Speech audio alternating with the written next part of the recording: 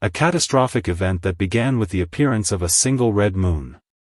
The moon grew larger and darker until it engulfed the land and mountains, triggering an endless disaster. Soon after, powerful demon beasts emerged, marking the beginning of a massive invasion and chaos across the world. Gigantic demon beasts surge across the land, destroying everything in their path. Explosions, flames, and chaos spread uncontrollably, plunging the world into despair. Cities crumble, corpses fill the ground, and entire regions burn. The brutal war against the demon beast stretches on for 100 years, leaving devastation everywhere. After a century of brutal war against the demon beasts, humanity finally manages to claim victory, but the cost is unimaginable. The battlefield is littered with corpses, destruction, and exhaustion. Survivors stand among the ruins, questioning whether this outcome can truly be called a victory, and whether there is any meaning in such a tragic ending. A wounded warrior cries out in anguish, remembering how every person he fought alongside was killed. Friends, comrades, and even his sister were lost in the war. Shattered memories flash before him as he stands surrounded by destruction, realizing the cruel truth: despite their struggle, despite their sacrifice, everyone he cared about died. The lone surviving warrior, devastated by the deaths of everyone he fought to protect, questions how such an outcome could ever be called a victory. He stands face to face with the source of the world's tragedy, the Demon King, Sirius Patrick.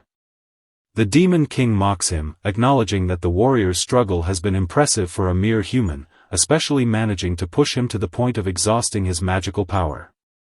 The Demon King acknowledges that the hero, Xavier Benedict, has won, but taunts him by revealing that the threat isn't over. Even if the Demon King falls, the demon race will eventually return. Furious and overwhelmed by rage and loss, Xavier silences him with a shout and attacks, swearing to kill him. As the Demon King begins to fade, he mockingly promises that they will meet again. Xavier launches a final, furious assault on the Demon King. Surrounded by flashes of blue and purple energy, the two exchange powerful blows in mid-air. Xavier pushes forward with all of his remaining strength, determined to end the battle once and for all, even as the Demon King collapses under the force of his attack. Xavier discovers the Demon King's core, the true source of his magic. He realizes that if he destroys it, the Demon King will never revive. But as he prepares to strike, he's hit by a surge of dark energy. His magical defenses fail because all of his comrades who once protected him are already gone. Despite the chance to end everything, he is left vulnerable and exposed at the critical moment. Realizing he can no longer defend himself, Xavier accepts that the battle is over. He regrets deeply that he was born without magical talent, believing that if he'd had even a little magic, he might have saved everyone and changed the ending. Exhausted and grieving, he sheds tears as everything comes to an end. The narration confirms his fate: the hero of humanity, the great swordsman Xavier Benedict, dies in battle. The battlefield is filled with corpses and destruction as a lone warrior, mortally wounded, stands among the ruins. While surrounded by massive enemies, he reflects with deep regret, wondering what value peace has if the world is already destroyed and devoid of hope. He blames himself, believing that if he had done things better or been stronger, this devastation could have been prevented. As he collapses, a red spider lily begins to bloom, symbolizing sorrow, death, and the wish to rewrite fate. As the warrior's thoughts wonder whether he could have changed the tragic outcome, his consciousness fades, and a light shoots across the sky. The next moment, a newborn baby's cry echoes in a peaceful village. A couple celebrates the birth of their son, unaware that the child carries the mind or soul of the fallen warrior. The baby opens his eyes early, confirming that he is alive again despite believing he should have died. Parents happily celebrate his birth, admiring how cute he is and hoping he inherits their good traits. While they dote on him, the newborn internally reflects in shock: these people are his father and mother from 28 years ago. Realizing the impossible has happened, he confirms this isn't a dream or illusion. He has regressed, returning to the past and being reborn into his own family, 28 years earlier. After being reborn, the child, Xavier, immediately begins pushing himself to grow stronger, haunted by his memories of the tragic future. Even as an infant he develops quickly, and by the time he can walk he is already training with determination far beyond his age. His only goal is to surpass his former self and prevent the future disaster he once failed to stop. By age 3, Xavier is already practicing with a wooden sword, fully devoted to becoming stronger than anyone else. Xavier continues his intense sword training even at a very young age, counting thousands of swings in the garden.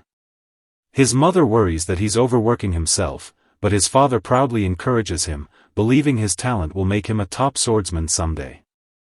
Despite his determination, Xavier is still just a child. He swings so hard that his wooden sword slips from his hands and crashes into a tree. Seeing how far he still has to go, he laughs with frustration but remains motivated, thinking that the road to becoming the strongest is still long. Xavier tries to act tough after losing grip of his wooden sword, insisting it just slipped. Despite his parents offering help, he stubbornly refuses and attempts to get the sword down from the tree on his own. He jumps with all his strength but his small body isn't strong enough to reach it. Frustrated, he thinks to himself that his child body is too weak, highlighting his impatience to grow stronger quickly. Desperate not to waste his second chance at life, Xavier pushes himself past his physical limits. He jumps repeatedly toward the wooden sword, thinking that if he repeats the same mistakes as in his past life, his regression will mean nothing. Fueled by determination and emotion, he makes one final explosive leap, unleashing a burst of power that lets him knock the sword free from the tree. Xavier manages to knock the wooden sword down with surprising force, shocking his parents. They rush over in disbelief, wondering how he made the sword fall just by willing it. Realizing it must have been magic, they become overjoyed, proudly celebrating that their son is a magical prodigy. Xavier, being smothered by their affection, is overwhelmed as they gush about how amazing he is. Xavier is confused by the sudden display of magic, knowing that in his previous life he had no magical talent. He wonders if he might have absorbed the Demon King's mana when he destroyed his core before regressing. Meanwhile, his parents joyfully take turns lifting him up, declaring that he will become the strongest magic swordsman. Accepting this unexpected second chance, Xavier resolves to use his newfound powers to save the kingdom from the Demon King and rewrite the future. A peaceful and heartwarming moment unfolds as Xavier's parents joyfully play with him, lifting him high into the air while calling him their pumpkin. Despite the loving scene, Xavier internally makes a firm vow: in this second life, he will use his newfound power to save the world from the Demon King and change destiny itself. Xavier trains relentlessly in the forest, swinging his sword non-stop as he counts each strike, already past 4,900 and pushing toward 5,000. No matter the weather, he forces himself to complete 5,000 sword swings every single day because only then does he feel a moment of relief. His determination comes from a deep fear and responsibility. Somewhere out there, the Demon King Sirus is waiting for the right moment to destroy the world. So he keeps training without rest, driven by the belief that he must become strong enough to stop that future. Reveals his identity: Xavier Benedict, 12 years old.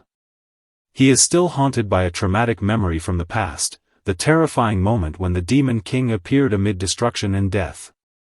That image has never left his mind and fuels his resolve. With fierce determination, Xavier shouts his vow: he will definitely kill the Demon King, no matter what it takes. Xavier unleashes a powerful strike, releasing a massive burst of golden energy. The force tears through the ground and the forest, blasting trees apart and shaking the surroundings.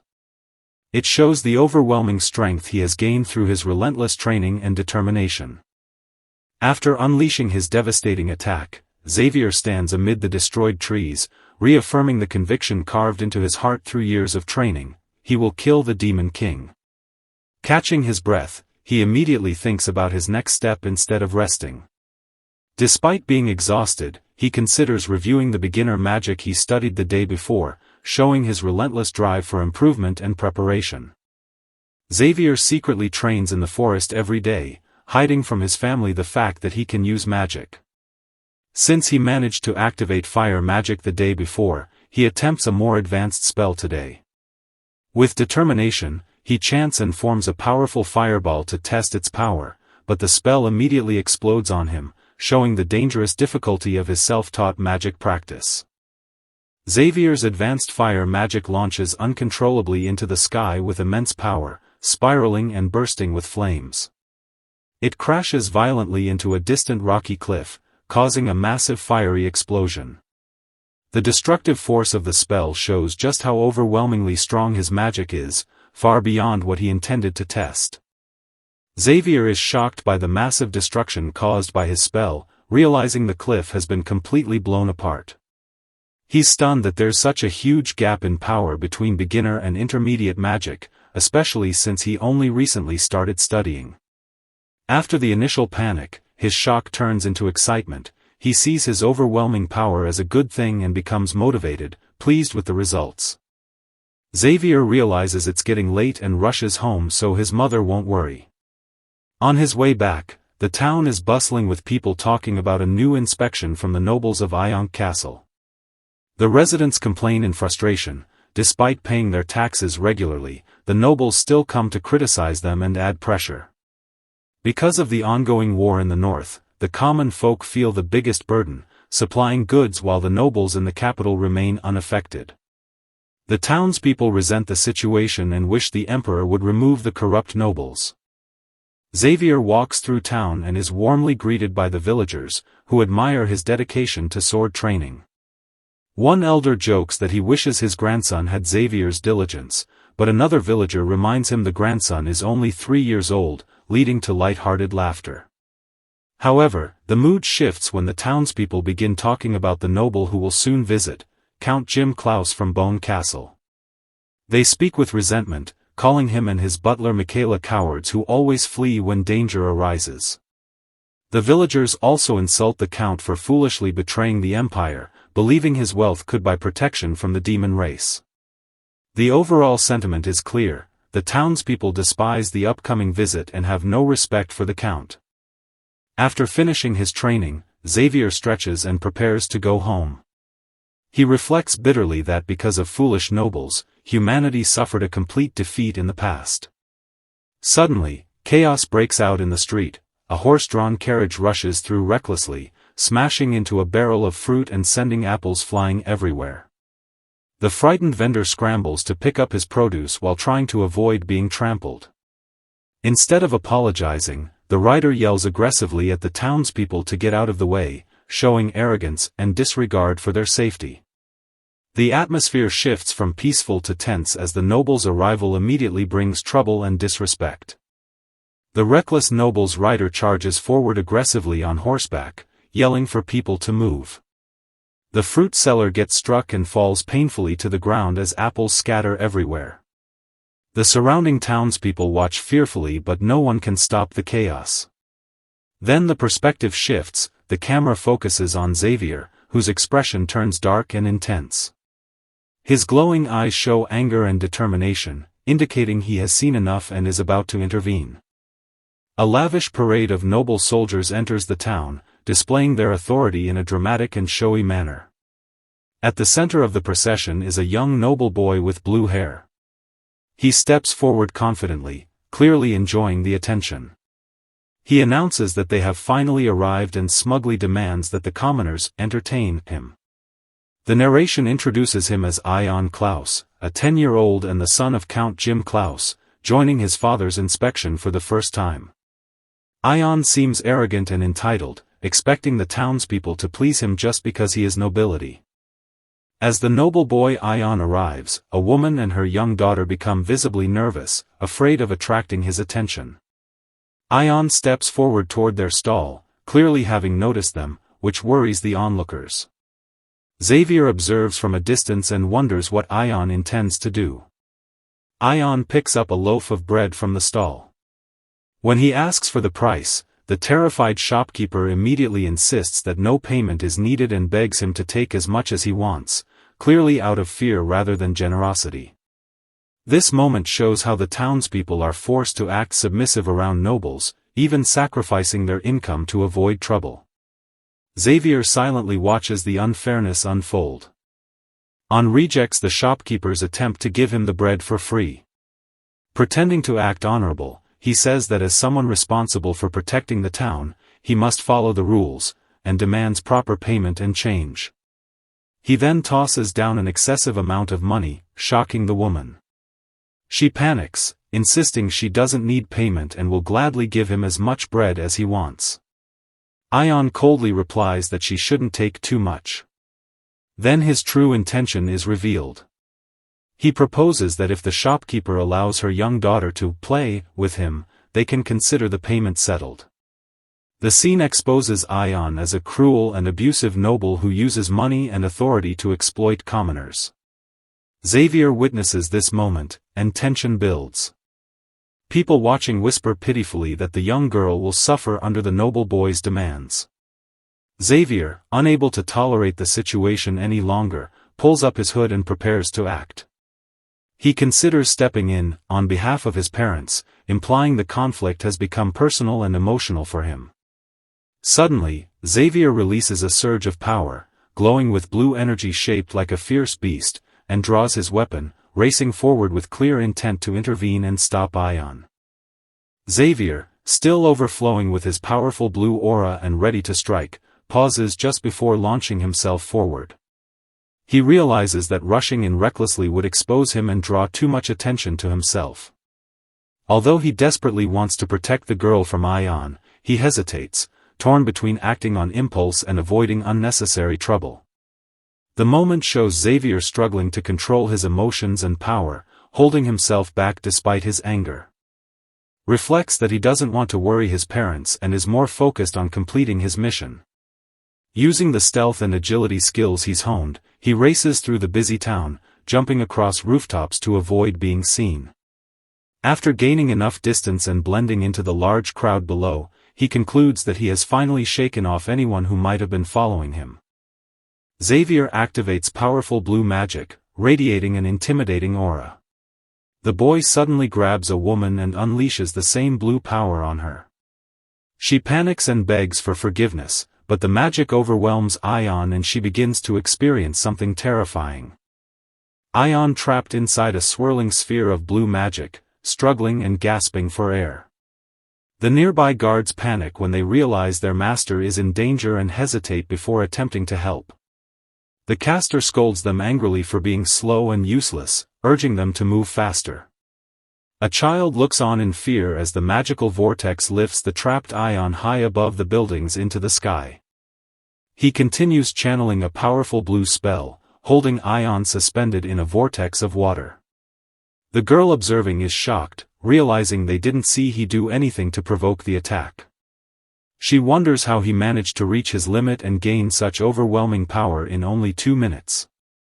Xavier's intense expression shows he's fully focused on the magic. Suddenly, a man Mr. Habush appears, shouting for the guards to get out of the way as he prepares to intervene, clearly determined to stop the boy. Xavier unleashes a powerful water-based magic attack, but he leapt away from the Ion, and she fell. As the spell expands, it threatens to hit Mr. Habush forward and blocks the incoming attack. He blocks with a strong golden barrier or spell of his own, causing the two magical forces to collide in a huge light explosion. Xavier is shocked after his strongest magic attack is completely blocked. Mr. Habush standing unharmed inside the destroyed area, proving his spell had no effect. The mage stares at him with glowing, intimidating eyes, showing that he's far more powerful. While Xavier is distracted, guard sees Ion. He was trying to protect and try to drag her away. She struggles and desperately yells for them to let her go. Ion angrily accuses they of using magic on her and make they thrown in jail unless the girl confesses. The girl panics and desperately denies it, insisting she can't use magic. The scene ends on a tense cliffhanger.